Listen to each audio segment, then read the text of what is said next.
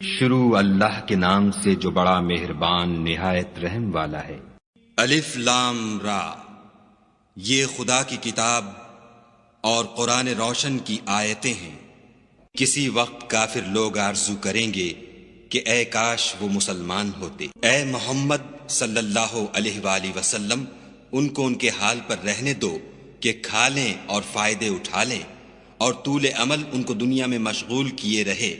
ان قریب ان کو اس کا انجام معلوم ہو جائے گا۔ اور ہم نے کوئی بستی ہلاک نہیں کی مگر اس کا وقت مرقوم و معین تھا۔ کوئی جماعت اپنی مدت وفات سے نہ آگے نکل سکتی ہے نہ پیچھے رہ سکتی ہے۔ اور کفار کہتے ہیں کہ اے شخص جس پر نصیحت کی کتاب نازل ہوئی ہے، تو دیوانہ ہے۔ اگر تو سچا ہے تو ہمارے پاس فرشتوں کو کیوں نہیں لے آتا؟ کہہ دو ہم فرشتوں کو نازل نہیں کیا کرتے مگر حق کے ساتھ، اور اس وقت ان کو مہلت نہیں ملتی۔ بے شک یہ کتاب نصیحت ہم ہی نے اتاری ہے اور ہم ہی اس کے نگہبان ہیں۔ اور ہم نے تم سے پہلے لوگوں میں بھی پیغمبر بھیجے تھے، اور ان کے پاس کوئی پیغمبر نہیں آتا تھا مگر وہ اس کے ساتھ استہزاء کرتے تھے۔ اس طرح ہم اس تکذیب و ضلال کو گناہ گاروں کے دلوں میں داخل کر دیتے ہیں، سو وہ اس پر ایمان نہیں لاتے، اور پہلوں کی روش بھی یہی رہی ہے۔ اور اگر ہم آسمان کا کوئی دروازہ ان پر کھول دیں اور وہ اس میں چڑھنے بھی لگیں تو بھی یہی کہیں گے کہ ہماری آنکھیں مخمور ہو گئی ہیں، بلکہ ہم پر جادو کر دیا گیا ہے۔ اور ہم ہی نے آسمان میں برج بنائے اور دیکھنے والوں کے لیے اس کو سجا دیا، اور ہر شیطان راندے درگاہ سے اسے محفوظ کر دیا۔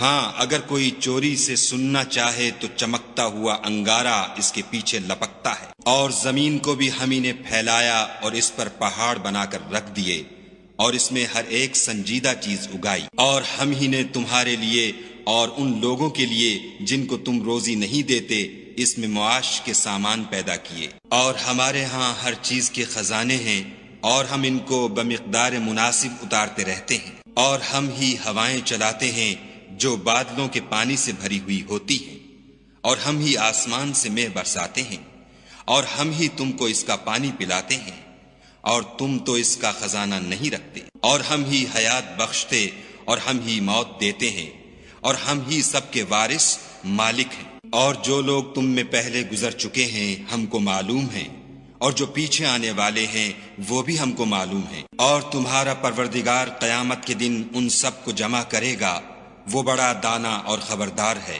اور ہم نے انسان کو کھن کھناتے سڑے ہوئے گارے سے پیدا کیا ہے، اور جنوں کو اس سے بھی پہلے بے دھوئیں کی آگ سے پیدا کیا تھا۔ اور جب تمہارے پروردگار نے فرشتوں سے فرمایا کہ میں کھن کھناتے سڑے ہوئے گارے سے ایک بشر بنانے والا ہوں، جب اس کو صورت انسانیہ میں درست کر لوں اور اس میں اپنی بے بہا چیز یعنی روح پھونک دوں تو اس کے آگے سجدے میں گر پڑنا، تو فرشتے تو سب کے سب سجدے میں گر پڑے مگر شیطان کہ اس نے سجدہ کرنے والوں کے ساتھ ہونے سے انکار کیا۔ خدا نے فرمایا کہ ابلیس تجھے کیا ہوا ہے کہ تو سجدہ کرنے والوں میں شامل نہ ہوا؟ اس نے کہا میں ایسا نہیں ہوں کہ انسان کو جس کو تو نے کھن کھناتے سڑے ہوئے گارے سے بنایا ہے سجدہ کروں۔ خدا نے فرمایا یہاں سے نکل جا، تو مردود ہے، اور تجھ پر قیامت کے دن تک لعنت برسے گی۔ اس نے کہا کہ پروردگار مجھے اس دن تک مہلت دے جب لوگ مرنے کے بعد زندہ کیے جائیں گے۔ فرمایا کہ تجھے مہلت دی جاتی ہے وقت مقرر یعنی قیامت کے دن تک۔ اس نے کہا کہ پروردگار جیسا تو نے مجھے رستے سے الگ کیا ہے میں بھی زمین میں لوگوں کے لیے گناہوں کو آراستہ کر دکھاؤں گا اور سب کو بہکاؤں گا۔ ہاں ان میں جو تیرے مخلص بندے ہیں ان پر قابو چلنا مشکل ہے۔ خدا نے فرمایا کہ مجھ تک پہنچنے کا یہی سیدھا رستہ ہے۔ جو میرے مخلص بندے ہیں ان پر تجھے کچھ قدرت نہیں کہ ان کو گناہ میں ڈال سکے، ہاں بدراہوں میں سے جو تیرے پیچھے چل پڑے۔ اور ان سب کے وعدے کی جگہ جہنم ہے، اس کے 7 دروازے ہیں، ہر ایک دروازے کے لیے ان میں سے جماعتیں تقسیم کر دی گئی ہیں۔ جو متقی ہیں وہ باغوں اور چشموں میں ہوں گے، ان سے کہا جائے گا کہ ان میں سلامتی اور خاطر جمع سے داخل ہو جاؤ، اور ان کے دلوں میں جو کدورت ہوگی ان کو ہم نکال کر صاف کر دیں گے، گویا بھائی بھائی تختوں پر ایک دوسرے کے سامنے بیٹھے ہوئے ہیں، نہ ان کو وہاں کوئی تکلیف پہنچے گی اور نہ وہ وہاں سے نکالے جائیں گے۔ اے پیغمبر صلی اللہ علیہ وآلہ وسلم، میرے بندوں کو بتا دو کہ میں بڑا بخشنے والا اور مہربان ہوں، اور یہ کہ میرا عذاب بھی درد دینے والا عذاب ہے۔ اور ان کو ابراہیم کے مہمانوں کا احوال سنا دو۔ جب وہ ابراہیم کے پاس آئے تو سلام کہا۔ انہوں نے کہا کہ ہمیں تو تم سے ڈر لگتا ہے۔ انہوں نے کہا کہ ڈریے نہیں، ہم آپ کو ایک دانش مند لڑکے کی خوشخبری دیتے ہیں۔ وہ بولے کہ جب مجھے بڑھاپے نے آ پکڑا تو تم خوشخبری دینے لگے، اب کاہے کی خوشخبری دیتے ہو؟ انہوں نے کہا کہ ہم آپ کو سچی خوشخبری دیتے ہیں، آپ مایوس نہ ہوجیے۔ ابراہیم نے کہا کہ خدا کی رحمت سے میں مایوس کیوں ہونے لگا؟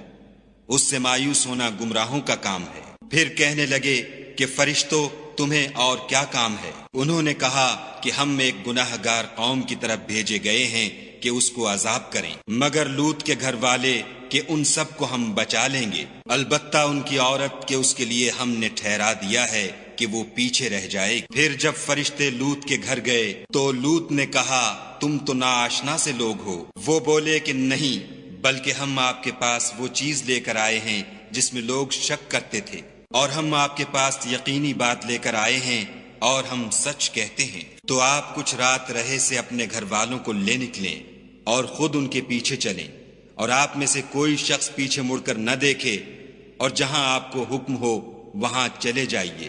اور ہم نے لوط کی طرف وحی بھیجی کہ ان لوگوں کی جڑ صبح ہوتے ہوتے کاٹ دی جائے گی، اور اہل شہر لوط کے پاس خوش خوش دوڑے آئے۔ لوط نے کہا کہ یہ میرے مہمان ہیں، کہیں ان کے بارے میں مجھے رسوا نہ کرنا، اور خدا سے ڈرو اور میری بے آبروئی نہ کیجو۔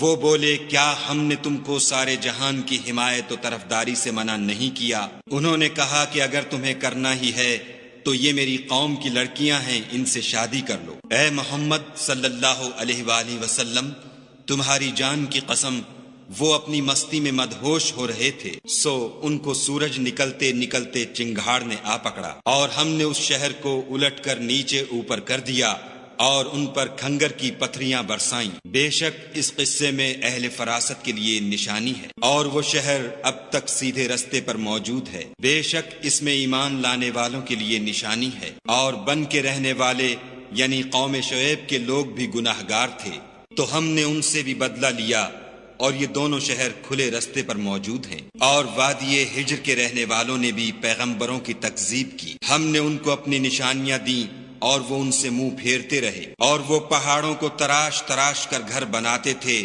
کہ امن و اطمینان سے رہیں گے، تو چیخ نے ان کو صبح ہوتے ہوتے آ پکڑا، اور جو کام وہ کرتے تھے وہ ان کے کچھ بھی کام نہ آئے۔ اور ہم نے آسمانوں اور زمین کو اور جو مخلوقات ان میں ہے اس کو تدبیر کے ساتھ پیدا کیا ہے، اور قیامت تو ضرور آ کر رہے گی، تو تم ان لوگوں سے اچھی طرح سے درگزر کرو۔ کچھ شک نہیں کہ تمہارا پروردگار ہی سب کچھ پیدا کرنے والا اور جاننے والا ہے۔ اور ہم نے تم کو 7 آیتیں جو نماز میں دہرا کر پڑھی جاتی ہیں، یعنی سورہ الحمد اور عظمت والا قرآن عطا فرمایا ہے، اور ہم نے کفار کی کئی جماعتوں کو جو فوائد دنیاوی سے متمتع کیا ہے، تم ان کی طرف رغبت سے آنکھ اٹھا کر نہ دیکھنا اور نہ ان کے حال پر تعسف کرنا، اور مومنوں سے خاطر اور تواضع سے پیش آنا، اور کہہ دو کہ میں تو اعلانیہ ڈر سنانے والا ہوں، اور ہم ان کفار پر اسی طرح عذاب نازل کریں گے جس طرح ان لوگوں پر نازل کیا